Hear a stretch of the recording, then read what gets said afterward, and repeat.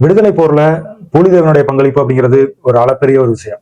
அவர் வந்து தென் மாவட்டங்கள்ல மட்டும் இல்லாம ஒட்டுமொத்த இந்திய லெவல்லையும் நடந்துகிட்டு இருந்த அங்கொன்னும் இங்கொன்னுமா நடந்துகிட்டு இருந்த அந்த விடுதலை போர மிகப்பெரிய லெவல்ல தூக்கி விட்டவர் பூலித்தேவன் அவர்கள். இன்னும் சொல்ல போனா இந்தியாவுடைய பாரம்பரிய எதிர்ப்பு முறையை வந்து அவர் அதிகமா வந்து பயன்படுத்தியிருப்பாரு. அவர் தான் வந்து ராபர்ட் கிளைவ் 1750களில் தோக்கடிச்சாரு, அதுவும் திருச்சியில வச்சு.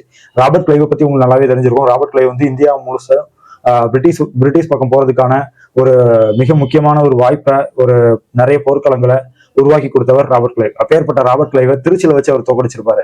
அது மட்டும் இல்லாம ஆற்காடு நவாப்புடைய தம்பியை தோக்கடிச்சு அவரையும் வந்து ஓரங்கட்டியிருப்பாரு. அதையும் தவிர்த்து நம்ம எடுத்துக்கிட்டோம் அப்படின்னா மாபூல் கானையும் வந்து தோக்கடிச்சிருப்பாப்ல.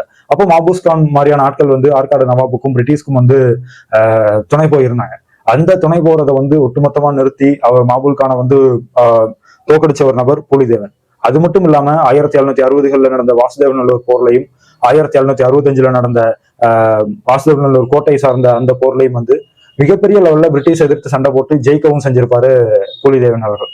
அதையும் தவிர்த்து அவருடைய மிகப்பெரிய சாதனைன்னு நம்ம எடுத்துக்கிட்டோம் அப்படின்னா அது வந்து கான் சாஹிப் யூசப் கானை வந்து அவர் கையாண்ட விதம் தான். கான் சாஹிப் யூசப் கான் அப்படிங்கிற அந்த மருதநாயகம் அப்படிங்கிற அந்த நபர் வந்து கொரில்லா போர் முறையில பதுங்குகுழி தாக்குதல்ல மிகப்பெரிய லெவல்ல உருபெற்று இருந்த ஒரு நபர். அவர் வந்து ஆரம்ப காலகட்டங்களில் பிரிட்டிஷ்க்கு ஆதரவா இருந்ததால அந்த நேரங்களில் வந்து பூலித்தேவன் வந்து அவர் மிகப்பெரிய லெவலில் தோக்கடிச்சிருப்பாரு. அதுவும் இல்லாம கொரில்லா போர் முறையை வச்சு கூட பூலித்தேவனை தோக்கடிக்க முடியாத நிலைமைக்கு மருதநாயகத்தை வந்து தள்ளி விட்டுருப்பாப்ல.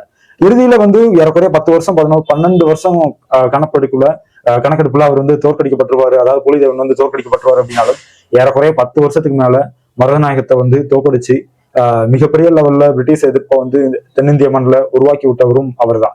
அப்பேற்பட்ட பூலித்தேவன் பிறந்த நாள் அப்படிங்கிறது இன்னைக்கு தான். அது செப்டம்பர் 1, 1715.